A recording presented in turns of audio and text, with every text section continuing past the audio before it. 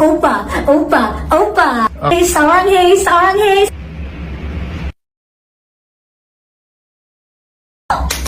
오빠, 오빠, 사랑해, 사랑해.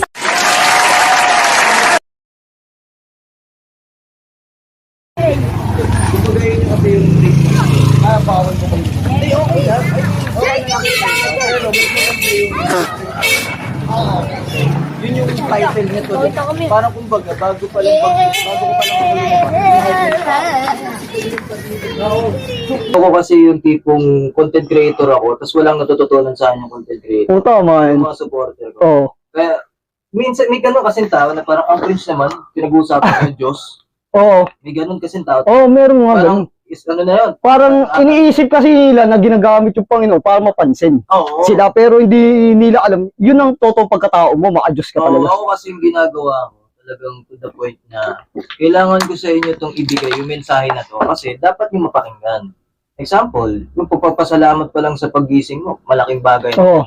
Tsaka sinasabi ko, kunyari, nakakalimutan natin na maging halaga sa atin yung maliliit na bagay.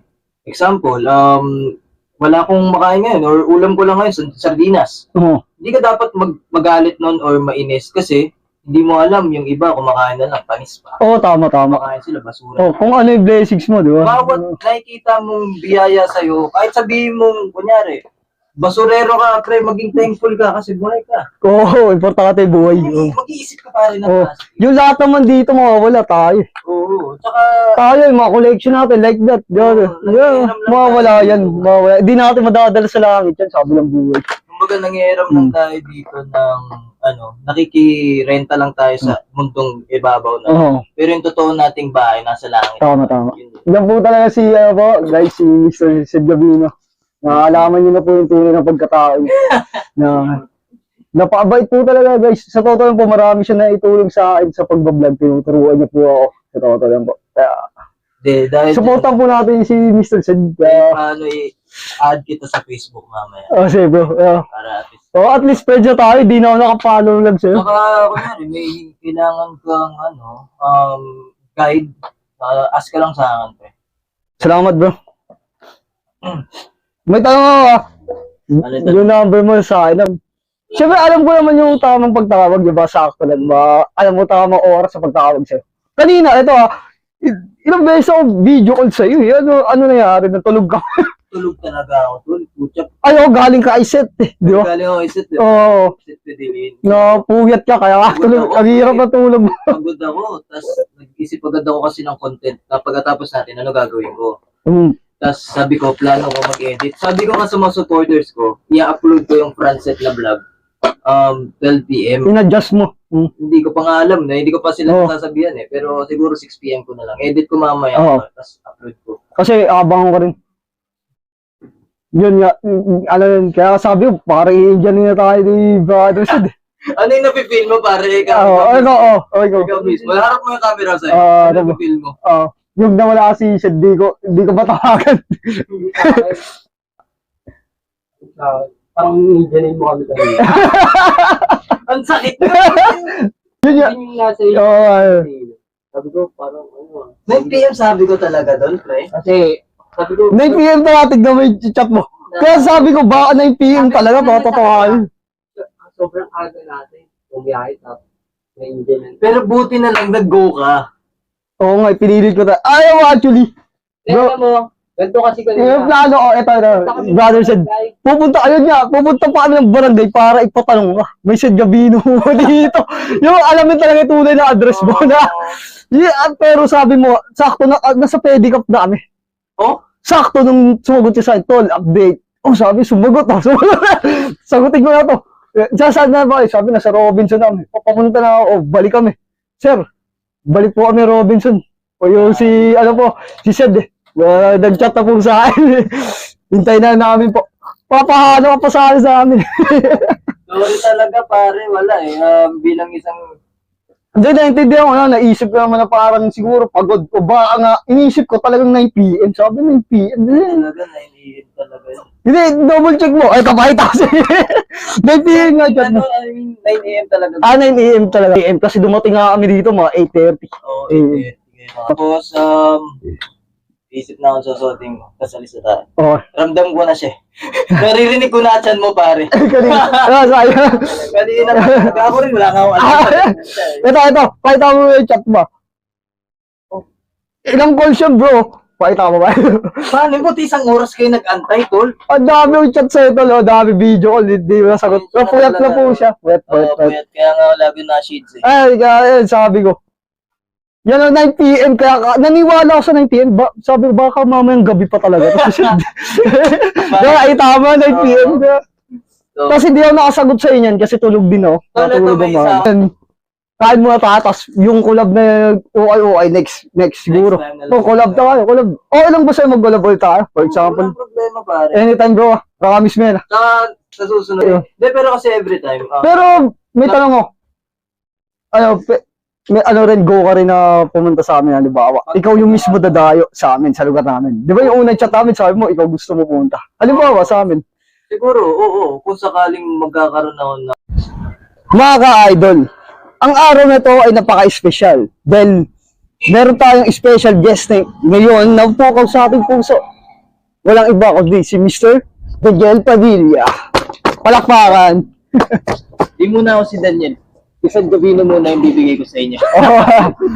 Okay, bro. Kamusta? Oh, kamusta? Magandang araw sa ating lahat, guys. Kamusta kayo? Thank you. Ngayon, kaya ka nandito ngayon, Mr. Sed Gabino, ang Daniel Padilla ng Malabon. Oo. Dahil meron ako sa'yo nakandang mga tanong. Handa ka na ba? Oo naman. I'm always prepared, pre. Yun ang gusto ko eh, palaban. Oo naman, pare. Okay, ito. Para sa'yo ito para sa akin. Ayun. May laman. Okay, so... Noong una magtatanong, syempre ako yung host eh. Oh, ikaw. Kaya Okay, ako. sabihin mo muna yung segment mo. Okay. Ang segment na to guys ay tanong mo, sagot ko. With special guest, Mr. Sed Gabino. Ayun, ayos. Okay. Huwag mo na magkakaroon. First question. Sino ba talaga si Mr. Sed Gabino sa totoong buhay? Si Sed Gabino sa totoong buhay ay simpleng tao na parang katulad niya na nangangarap din na maibigay sa ibang tao yung talento, mapakita sa ibang tao yung talento at nangangarap na matupad pa yung mga imposibleng pangarap. Wow. Okay. And second question ko, kailan ka nagsimula? Ako na. Ako. Malindinan tayo. Ganun mo? Segment mo. Okay. Hindi, ikaw. Gusto mo yan? Ganun yung ikaw lang muna magtatanong. Sige ito. Kasi mas magandang halinhinan. Tanong ka, tanong ko. Sige. Okay. Pero ikaw, content mo to eh. Pero yung suggestions ko. Sige. Tara. Ang gusto niya mangyari, buong ganito, sa'yo magtatanong. Tapos ako naman, tatapusin niya to lahat. Ang gusto ko sana, pagkatanong niya, ako naman magtatanong. Para hindi ako, parang alam mo yun, parang hindi siya nabubor. Oo, tanong mo na. Okay. Oy, sorry. Patawad sa'yo. Ikaw na nga po dito. Okay. Sad. Ano kasi, tol? Tama naman. Sad. Okay naman, pare. Yung sing and dance. Good siya, pare. Good. Seryoso. Hindi ko naman siya pupusuhan kung hindi ako natuwa eh. Ano tuwa ka? Parang Yung example, TikTok. nag-scroll ka doon ng random people, ilalike mo yun kasi natuwa ka. Salamat bro. Ibig sabihin ako, natuwa ako doon. Yung sa inigo Pascual ko na dahil sa'yo, ako'y matapang. Patay bro, nakita mo ba yung iba ko na Hindi, TikTok? kasi Yun lang talaga. Yun talaga yung tingin sa akin na parang, okay pa na. Pero hindi mo pa siya nakakita yung ibang Lahat video ko. hindi pa. Subukan ko mamaya. Tignan mo, may makita ka doon, ba't ako single? Dahil sa mga to, puro Koreana, puro picture ng Koreana. Edited din. Hindi, tsaka standard mo yun, pre. Bilang isang lalaki. Siyempre gusto mo Koreano. Baka matagpo rin ako dahil sa'yo, syempre. Dahil sa mga followers mo, halimbawa. Patay tayo. Halimbawa, pag may pag-chat sa'yo, halimbawa, ikaw chinat, tropa ba si Asian Opa? Pwede mo mailala. Koreana ako eh. Pwede mo siya i-share, di ba? Kasi vlog mo, may papailala ko si Mr. Opa sa, nakilala namin Koreana. Pwede mo pa rin yung gawin ng content yun eh. Looking for Korean. Pwede nga, naisip ko rin yun. Pwede yun. Tapos, qualified ka pa maging girlfriend ko. Apply na!